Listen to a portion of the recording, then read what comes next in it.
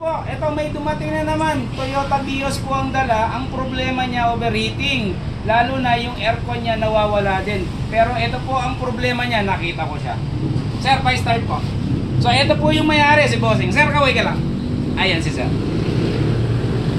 So natawa si Bossing dahil nakita ko yung problema. So pa-start ko. Pakikita ko rin po sa inyo saan nanggagaling ang overheat niya. So, start Sir.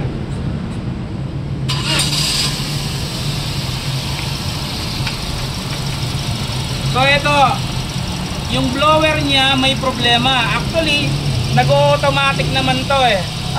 Umiikot siya, pero kapag sinindihan ng aircon, Sir, aircon.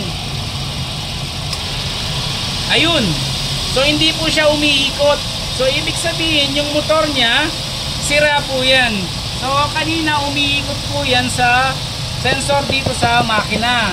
Pero pag in-aircon niya, wala. Automatic po mag-overheat yan, mawawala din ang aircon niya.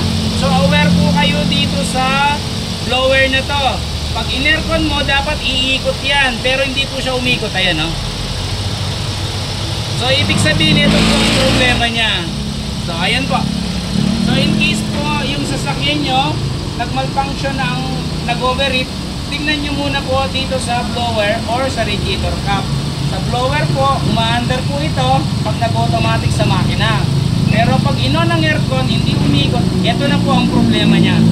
So, sana po may nalaman po kayo ngayon. Good morning po.